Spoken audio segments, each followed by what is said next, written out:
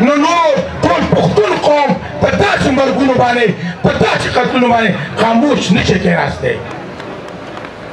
زما عزیزانو دلته ډېرې جذباتي خبرې پکې وشوې. زمونږ بعضې ملګرو دا خبرې وکړې، زه دې تپوس کومه بعضې ملګرو ویلې چې ورشئ او د خپلو لیډرانو ته کښېنئ او هغه په دې باندې راولئ قایل کړئ. تاسو نه زه تپوس کومه چې زما لیډر به کمپرومایز وي، زما لیډر به چا سره میله وي، زما لیډر به چېرته خرڅ وي. نو په تاسو څه چلي دی کومه مړی خو تاسو جواب راکړئ. په تاسو څه چل شوی دی؟ باید چې ځان وپېژنو.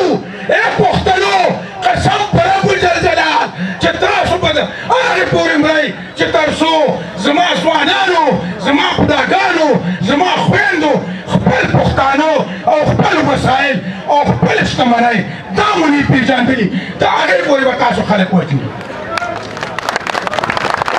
دا پارټۍ د غوږونو نه وباسه چې زما مشر به ما سره ودرېږي. زما مشر کمپرومایز شوی دی، زما مشر خرڅ شوی دی، زما مشر زه ډېر پخوا خرڅ کړی او که نیمه خرڅ نو تاسو نه تپوس کوم. دویم جنګ عظیم 2 کاله کې ختمېږي. د اسرائیل او د ایران جنګ په 9 ورځې کې ختمېږي. د پاکستان او د هندوستان جنګ په 5 کاله کې ختمېږي او پښتونه ستا په خاوره اور بل اور بل اور 45 کاله وشو، اوس هم دوام لري. که زما مشر نه وی خرڅ دا اور به تر اوسه وی. اواز راکړئ، نن فیصله ده، نن فیصله ده. ورکړئ دې قوم دغه ادارو ته جواب.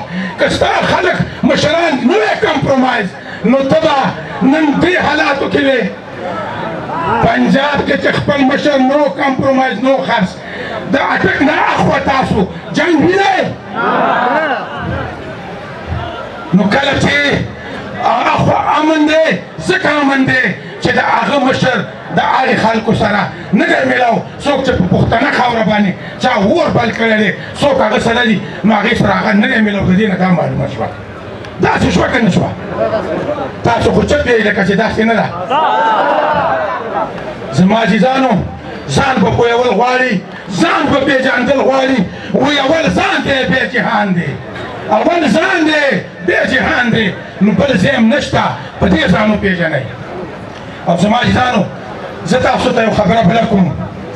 نن چې کوم پاڅون تاسو کوئ او څومره لوی پاڅون دی، نو که 25 ترمیم نه وی پاس شوی نو دا پاڅونونه به هم نه وی. د هغې نه مخکې چې په 2019 کې کله انضمام وشو، د هغې نه مخکې څومره پښتانه مړه شوي وای دا مشران قبایل.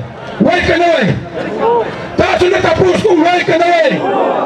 په تاسو 10 کسه راټول شوي وو. دا نن د 25 ترمیم د انضمام برکت دی چې زه نن دا واز کولی شم. زه ورته نن ویلی شم، دا ما پخوا ویلی شو چې جاو جاو بادر جاو، جاو جاو جاو جاو. بل اوس به بارک راکوئ، جاو جاو جاو جاو. دا ناره به ما په میرمنډۍ کې والې وه، دومره به یې راباندې دا سک مات کړی دی. د پلار هم ما باندې دا سیاسي ازادۍ نه وروستو د انضمام نه وروستو نشي کولی. دا نن د هغې مرهون منت دی. دلته خلک چې دی دا راشي بازار یې ګرم کړی 5 کسانو له. عزیزانو نن چې کومه جرګه جوړوي یا کوم شی کوي، دا هغه شی کوي چې کوم بل دوی راوړو صوبایي اسمبلۍ ته. دا خو د پښتنو هغه حیثیت دی په دې ملک کې. دا زمونږ حیثیت دی، د خپل حیثیت دپاره. او حیثیت هم ځکه برباد دی چې موږ ځان نه پوهیو. ځان به پوهیو، ځان به قام کوو که نه یو خام کېږو به. چې کله موږ خام شو نو انشاءالله هېڅ هم نشته. مبارک هم شه، مبارک هم شه. دا لوی غټ پاڅون بیا زه عموما سیاسي اتحاد ته یو ځل مبارکي وایم په دومره ستر پاڅون باندې.